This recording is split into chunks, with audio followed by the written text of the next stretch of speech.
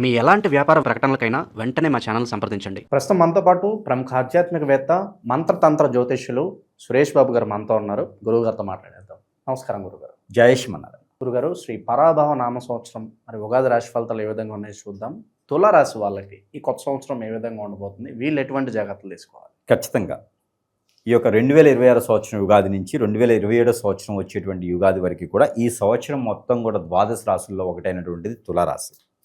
ముఖ్యంగా దానికన్నా కూడా ముఖ్యంగా ఒక విషయం చెప్పాలి అందరికీ కూడా, ఏంటంటే ఈ యొక్క పరాభనామ సంవత్సరం ఏదైతే ఉందో ద్వాదశ రాశుల వారు అందరికీ కాదు, ప్రతి ఒక్కరు కూడా గుర్తుపెట్టుకోవాల్సిన ఒక విషయం ఏంటంటే నా తరపు నుంచిగా, దానికన్నా ముందు నూతన సంవత్సర శుభాకాంక్షలు అయితే మన ప్రేక్షకులకి, దాంతోపాటు మీకు కూడా గుర్తుపెట్టుకోవాల్సిన విషయం ఏంటంటే కనుక, ప్రతి ఒక్కరు కూడా ఎవరు ఏ పని అయితే చేస్తూ ఉంటారో ఆ పని మీద శక్తియుక్తులు, ధ్యానము, ధ్యాస ఇవన్నీ కూడా మనం పెట్టి చేసుకుంటూ ఉండాలి. మరొకటి, చంటి పిల్లలకి ఒక తల్లి అన్నం తినిపిస్తూ చందమామను చూపిస్తుంది, చందమామను చూపిస్తూ తినిపిస్తూ ఉంటుంది. ఇది పద్ధతి. పద్ధతి అంటే మనకి పుట్టిన తర్వాత మనము చేసేది, మనము చేయించుకున్నది మనకు గుర్తుండకపోవచ్చు, మన పిల్లలకి చేసేది అదే ఉంటుంది. ఆ చందమామను చూపిస్తూ మనం అన్నం తింటూ ఉంటాం. కాబట్టి అదేవిధంగా మన ఎదురుగా ఉన్నటువంటి వ్యక్తులు అలా లేరు ఈ రోజున. చందమామ అంటే దేవుడు కాబట్టి అతన్ని చూపిస్తూ తింటే కూడా కడుపు చల్లగా ఉంటుంది, తిన్నది అరుగుతూ ఉంటుంది. కాబట్టి చందమామను చూపియండి, లేదా సూర్యుడికి చూపియండి. సూర్యుడు చూపిస్తే విటమిన్ డి, B12 ఇవన్నీ వస్తాయి, బాడీకి మంచి జరుగుతుంది.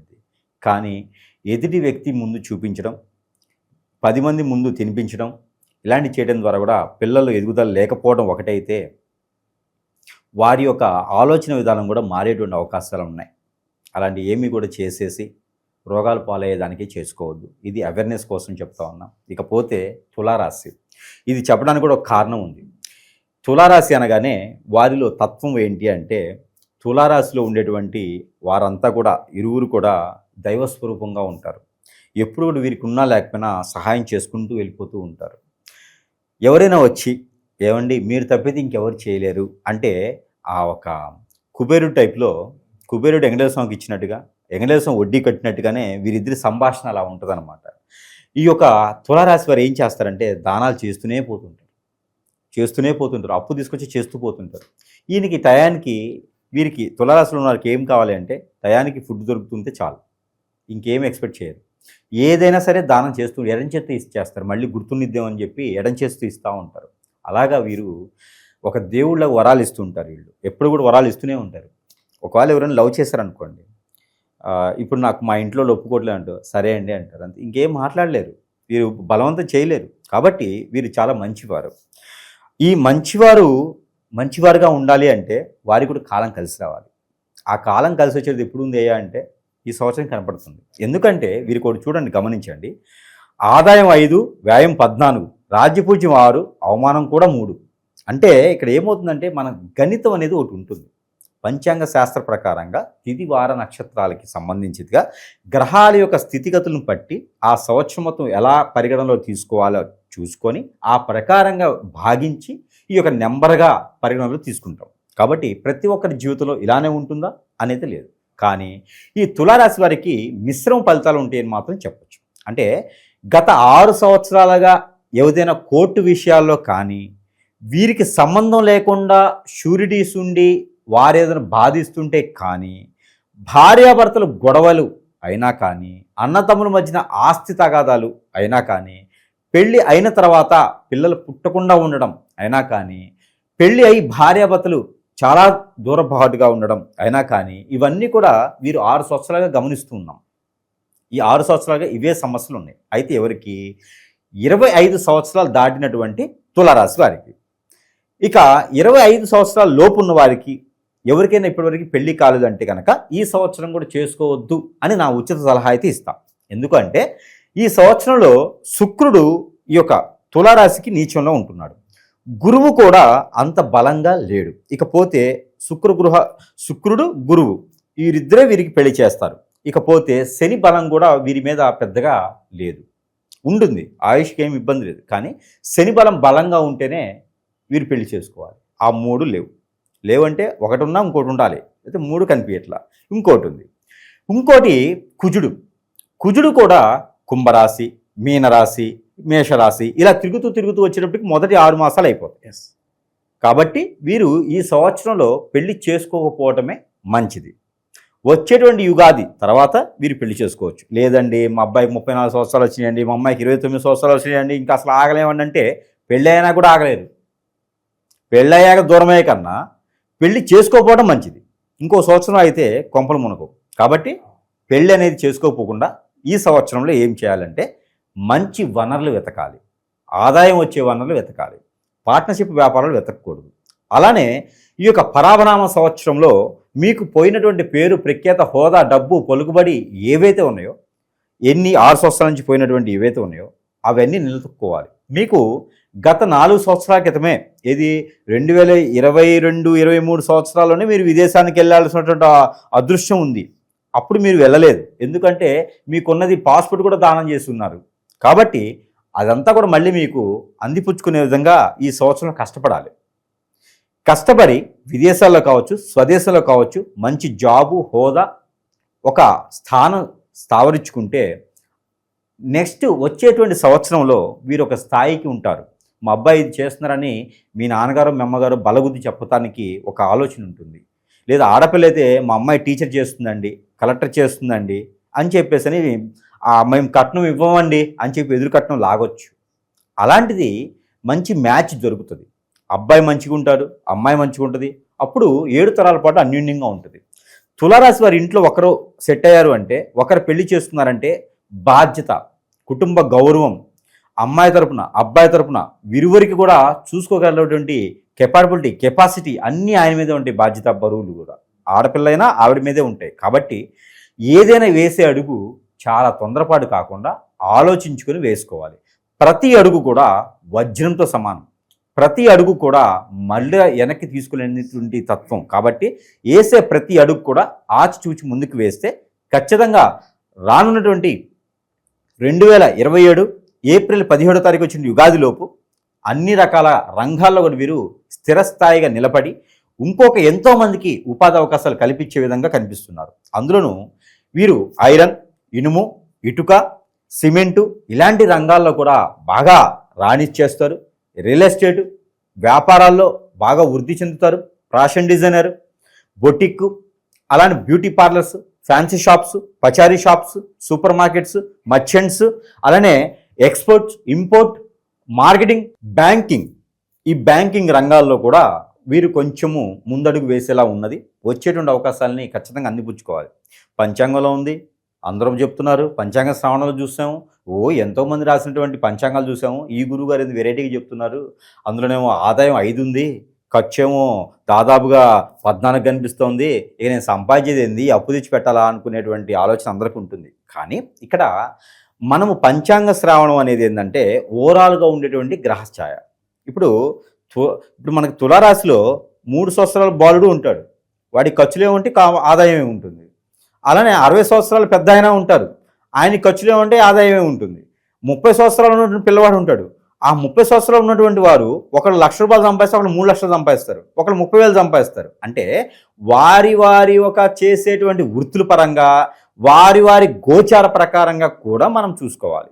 మరొకటి, వీరికి వచ్చేటువంటి భార్యో, భర్తో, పిల్లలో, తల్లిదండ్రి యొక్క అదృష్టమో ఉంటుంది, ఇది కూడా చూసుకోవాలి.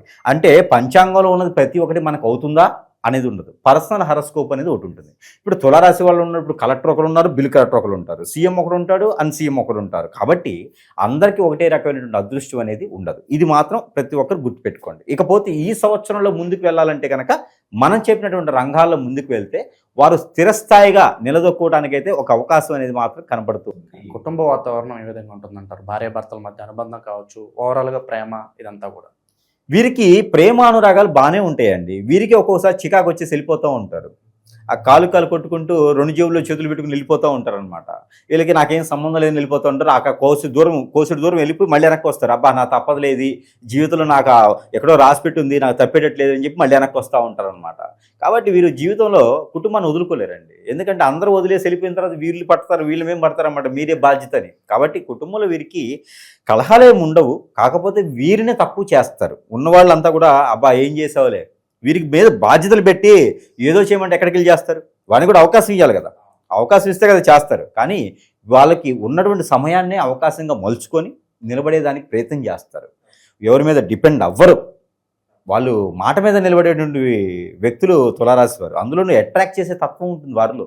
ఎదుటి వాళ్ళందరినీ అలాగా కాఫీ ఇచ్చి కూర్చోబెట్టేసి మాట్లాడేసి వాళ్ళ దగ్గర నుంచి అన్నీ లాగేస్తారు. అంత టెక్నాలజీ ఉంటుంది వాళ్ళ దగ్గర. గురుగారు, నరఘోష నరదిష్టి కావచ్చు, ఈ శత్రువులు అధికంగా ఉండటం, అలాగే ఒక మనిషి ఎదుగుతున్నాడంటే ఆ ఎదుగుదలను తట్టుకోలేక కుళ్ళుబొద్దుతో ఏడో ఒక చెడు క్రియలు కావచ్చు ఇలాంటివన్నీ చేపిస్తూ ఉన్నారు. అలాగే భార్యాభర్తలు అన్యోన్యంగా ఉంటే ఎవరో ఒక పార్ట్నర్ని మన వైపు లాక్కోవాలని చూసి వాళ్ళ మీద కూడా ఏదో చెడు ప్రయోగాలలో చేపించడం, ఇలాంటి కేసులు అధికంగా అయిపోతున్నాయి. చాలామంది ఈ సమస్యలతో బాధపడుతున్నారు. పరిష్కారం ఏంటంటారు గురుగారు? ఖచ్చితంగా ఒకటి గుర్తుపెట్టుకోవాలండి. మనకి సంవత్సరాలు పోతూ ఉంటే వస్తూ ఉంటే, రోజులు పోతూ ఉంటే వస్తూ ఉంటాయి. ఇవి కాదు, గ్రహాలు మారుతూ ఉంటాయి, వాటి పని అవి చేసుకుంటూ ఉంటాయి. ఏ గ్రహం కూడా మనిషిని హింసించదు, చైతన్యాన్ని ఇస్తాయి. అన్ని గ్రహాలు కూడా. శని భగవానుడు కూడా చైతన్యం ఇస్తాడు మనిషికి. కానీ మానవ గ్రహాలు ఉంటాయి. ఈ మానవ గ్రహాలు మనం చేసేటువంటి మంచి పనులకి, మనకుండేటువంటి పేరు ప్రఖ్యాత హోదాకి తట్టుకోలేక, ఓర్చుకోలేక, వీరికి ఎందుకు ఉండాలనే వ్యసనం, కుళ్ళు, రంది, కుతంత్రంతో వీళ్ళందరూ కూడా ఏదో దగ్గరికి వెళ్ళేసి హిప్నటిజం, బ్లాక్ మ్యాజిక్, వశీకరణం, బాగలముఖి, భానుమతి, యక్షిని, స్పిరిట్ లాంటివి, మందు పెట్టడం, మందుటి లాంటివి చేసేసి హింసిస్తారు. ఆడపిల్లల్ని వసూలు చేసుకోవటం, అబ్బాయిలను వసూలు చేసుకోవటం. ప్రపంచం అంతా మారిపోయింది. జాతకం బట్టి మనం ఉండట్లేదు. ఇప్పుడు ఒక్కొక్కరు ఉంటారండి, నాది ఈ రాశి అండి, నా రాశి వాళ్ళంతా బాగున్నారు, నేను ఎందుకు బాగాలేనంటే నీ గ్రహచారం కాదది, నీకు చేయించిన క్రియ. ఇది అందరికీ అర్థం కావడానికి టైం పడుతుంది. ప్రతి ఒక్కరు కూడా గమనించుకోవాలి. మన వీడియోస్ చూసి చాలామంది అండి ఈ రోజుల్లో చాలామంది అవేర్నెస్ తీసుకొని ఎక్కడెక్కడికో పోయి లక్షల రూపాయలు వదిలించుకొని కూడా జేబులు ఖాళీ చేసుకుని దగ్గరికి వచ్చేసి వాడికి మంచి జరిగిన రోజులు కూడా చాలా ఉన్నాయి. మీరు గమనించున్నారు. ఈ రోజు కూడా మనకి దాదాపు 15,000 మంది కస్టమర్స్ ఉన్నారు మన దగ్గర ఈ రోజున. అందరూ కూడా జాతకం సంబంధించిన వాళ్ళు కాదు. జాతకాలు బాగానే ఉంటాయి, ఏదో పరిహారం చేసుకుంటే అయిపోతుంది. కానీ అది కాదండి. ఇక్కడ ఎన్నో రకాల చెడు క్రియలు. మంచి భార్య ఉందంటే, మంచి చిన్న కుటుంబం ఉందంటే ఆ కుటుంబాన్ని విడదీసే విధంగా చెడు కళ్ళు. ఆ భార్య మేము కన్నేయటం, భర్త మేము కన్నేయటం, పిల్లల్ని హింసించి తీసుకుపోవడం, స్కూళ్ళ నుంచి కాలేజీల నుంచి లేపుకుపోవటం, అదే అంటారు కదా దాన్ని మన భాషలో అయితే. హింసించడం, రోడ్డు మేము పడేయటం, కొట్టినా చంపినా గిచ్చినా కూడా మళ్ళీ వాళ్ళే కావాలనుకోవటం, ఇవన్నీ కూడా చెడు క్రియలండి. ఈ చెడు క్రియలు మన ప్రపంచంలో చాపకంది నీరులాగా కొన్ని సంఘాల వారు ఏర్పడేసి ఇలాంటి హింసించి చిన్న చిన్న కుటుంబాలను నాశనం చేసి రోడ్డు మీద పడేస్తూ ఉన్నారు. ప్రతి ఒక్కరు కూడా గమనించుకోవాలి. జాతకాల్లో ఏముంటుందండి? పెళ్ళప్పుడు చూసుకోవాలి, లేకపోతే పంచలిపి చేపుడో రజస్వరప్పుడో చూసుకోవాలి, లేదా ఏదైనా ఆరోగ్య సమస్య వచ్చినప్పుడు చూసుకోవాలి, లేదా ఇల్లు గాలు కట్టేటప్పుడే చూసుకోవాలి. అంతేగాని ప్రతిసారి మనం జాతకం చూపించే అవసరం లేదు. జాతకంలో ఇలాంటి గృహారాలు ఉండవు. మీ పాప లేచిపోతుంది, మీ బాబు లేచిపోతాడు, మీ పాప ఎవరితో ఇబ్బందులు ఉన్నాయి, మీ భర్త మీ మాట విండి, ఇవన్నీ జాతకాల్లో ఉండవండి. అవి మానవ గ్రహాలు చేసేటువంటి పనులవి. అవి ఖచ్చితంగా మనకి దగ్గరికి సంప్రదిస్తేనే తెలుస్తుంది. మనం ఏంటంటే వాటికి విరుగుడు చేసేదనుకున్నాం. మనము అలాంటివన్నీ బాధపడే వారికి మన దగ్గర వారికి విరుగుడు కూడా దొరుకుతుంది. ఎంతోమంది వారు మేలు పొందారు. అలాంటి వారు ఎవరైనా ఉంటే కూడా ఖచ్చితంగా సంప్రదిస్తే వారికి మనం చేదోడు వాదోడుగా ఉండం. కానీ ఖచ్చితంగా వారు వెనకైతే మనం ఉండి ఖచ్చితంగా వారికి మంచి చేసేదానికి ప్రయత్నం అయితే మాత్రం ఖచ్చితంగా చేసేదానికి మనం చూద్దాము. మరొక విషయం ఏంటంటే కనుక ప్రతి ఒక్కరు కూడా జాగ్రత్తగా ఉండాలి. మన విషయాలు, పర్సనల్ విషయాలు ఎవరు కూడా షేర్ చేయకూడదు. మా బాబు ఇట్లా, మా పాప ఇలాగా, మా ఆయన ఇలాగా, మా భర్త ఇలాగా, మా భార్య ఇలాగా అని చెప్పి ఎవరికి షేర్ చేయకూడదండి. పర్సనల్గా ఉన్నంత వరకు క్లుప్తంగా ఉంటుంది. అప్పటికే మనము తట్టుకోలేని బాధ. ఒక 10 మంది ముందు మనం తినకూడదు అంటే మన విషయాలు ఇంకోటి చెప్పకూడదని అర్థం. ఇలా జాగ్రత్తగా ఉంటే కనుక అన్యోన్యంగా ఉండేదానికి, చిన్న ఫ్యామిలీ ఎదిగేదానికి ఉంటుంది. లేదంటే మాత్రము బతుకు బస్ స్టాండ్ అయిపోతుంది. సినిమా పేరు కాదండి, మన జీవితాలు అలా అయిపోతాయి. కాబట్టి ప్రతి ఒక్కరు కూడా చాలా జాగ్రత్తగా ఉండాలి, క్లుప్తంగా ఉండాలి, క్లారిటీగా ఉండాలి, అబద్ధాలు చెప్పకుండా నీతిగా బతుకుతూ చేసుకుంటూ ఉండాలి. ఇంకా ఏదైనా సమస్య వస్తే కనుక సంప్రదిస్తే వారికి సంబంధించినటువంటి పరిహారం అయితే వారికి ఖచ్చితంగా చేసేదానికైతే మనం ఉన్నాం. అలా గురుగారు, ప్రతి రాశి వాళ్ళు కూడా చిన్న చిన్న మార్పులు చేసుకోవడం ద్వారా వాళ్ళ జీవితంలో మనం అభివృద్ధిలో వెళ్తానికి అవకాశం ఉంటుంది. ఈ సంవత్సరం ప్రత్యేకంగా ఎలాంటి మార్పులు చేసుకోవడం ద్వారా వీళ్ళకి బాగుంటుందంట? ఖచ్చితంగా అండి. వీళ్ళకి ఒకటండి, కొన్ని మనం మాధ్యమాల ద్వారా చెప్పలేం. అంటే ప్రతి ఒక్కరికి అలా ఉంటుంది అనేది ఉండదు. ముఖ్యంగా వీరిలో ఉన్నటువంటి చెడు వ్యసనం ఏమి ఉండదు. చెడు అలవాట్లు ఉంటాయి కొన్ని. వీరిలో చెడు అలవాట్లు ఏంటంటే ఫుడ్ ప్రియులు వీళ్ళు. ఆహార ప్రియులు అనమాట. ఏదైనా ఫుడ్ ఎక్కడైనా మంచి దొరికితే కనుక దాన్ని తినాలి అనే ఒక ఆలోచనతో వీరు ఏం చేస్తున్నారో అర్థం కాదు, కాన్షియస్లో ఉండరు. అలానే వీరికి అన్ని రకాల అలవాట్లు కూడా అవలోచనాలు ఉంటాయి, చాలా మందిలో ఉంటాయి. అవి మానుకుంటే కొంతమేర వీరికి ఇబ్బంది లేకుండా ఉంటుంది. వీరి సంసారము, కుటుంబము, జీవితము, వీరి మీద బాధ్యత ఇచ్చిన వారు, వీరికి మంచితనంతో ఉండేవారు అందరూ కూడా ఒకే ఒక్క వ్యసనంతో అందరూ దూరం అవుతారు. కాబట్టి అలాంటి వ్యసనాలు ఏమైనా ఉంటే దూరం చేసుకుంటే అందరు దగ్గర అవుతారు. అన్ని విషయాలు, అన్ని రకాల వనరులు వీరికి దగ్గరికి వస్తాయి. కాబట్టి అలాంటి చెడు వ్యసనాలుంటే దూరం అవ్వాలి. ఆ చెడు వ్యసనం వీరికి దూరం అవ్వలేదా, ఆ చెడు వ్యసనం వల్ల వీరికి రావాల్సినవన్నీ దూరం అయిపోతూ ఉంటాయి. కాబట్టి ఆ చెడు వ్యసనం ఏమిటి అని అడగవచ్చు. ఆ చెడు వ్యసనం వీరికి ఎక్కువగా ఏమి ఉండదండి. వద్దురా బాబు వాళ్ళతో అనుకుంటే వాళ్ళతో మాట్లాడతారు. వాళ్ళు మంచి వాళ్ళనే కదని నీకు తెలుస్తుంది, కానీ నీ చుట్టూ ఉండే వాళ్ళకి వాళ్ళు మంచి వాళ్ళు కాదు అని అందరూ తెలుస్తుంది. కానీ 10 మంది ఏం చెప్తే అదే నిజం. కాబట్టి వారొక్కరిని దూరం పెడితే సంసారం, జీవితం బాగుంటుంది. నువ్వు కూడా వాళ్ళతో పాటు నిలబడతావు. అక్కతో, చెల్లితో వాళ్ళంతా జాబులు చేసుకుంటుంటే నువ్వు కూడా వాళ్ళతో పాటు నిలబడతావు. కానీ ఆ ప్రయత్నం వద్దని వాళ్ళు చెప్పారు అంటే మనకు తెలియని విషయాలు ఏమైనా ఉన్నాయేమో, అది మనం గ్రహించుకోవాలి. అది గ్రహించకుండా అబ్బా నువ్వేం నా చెప్పేదని చెప్పి వాళ్ళని దూరం పెడతాం మనం. అలానే చేయకుండా ఉండాలి. అది నడి వయసులో, అంటే దాదాపు 35-36 సంవత్సరాల లోపే జరిగిపోతుంది. దాని తర్వాత వారికి బాగుండాలంటే కనుక పెళ్ళి, లేట్ మ్యారేజ్ ఉంది వీళ్ళకి, లేదు అంటే చిన్నప్పుడే పెళ్లి చేసేస్తారు.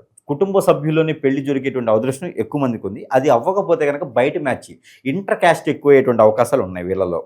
అంటే అదే ఇప్పుడు సపోజ్ ఒక సంఘం ఉంటుంది, ఒక కులం ఉంటుంది, ఆ కులంలో కాకుండా ఇంటర్ క్యాస్ట్ మ్యారేజెస్ అంటారు. లవ్ కావచ్చు, అరేంజ్ కావచ్చు, అలా అయ్యేటువంటి అవకాశాలు ఎక్కువ కనిపిస్తుంది ఎక్కువ ఏజ్ ఉన్న వారికి అయితే. కాబట్టి స్త్రీ పురుషుకి ఇరువురికి కూడా. మరొకటి, స్త్రీలకైతే ప్రత్యేకంగా టీచర్స్ గాను, బ్యాంకింగ్, యోగా, బ్యూటీ పార్లర్సు, ఫ్యాషన్ డిజైనరు, అలానే బొటిక్ లాంటి వాటిల్లో బాగా రాణిస్తారు, పేరు ప్రఖ్యాత పొంచి ఉంటారు.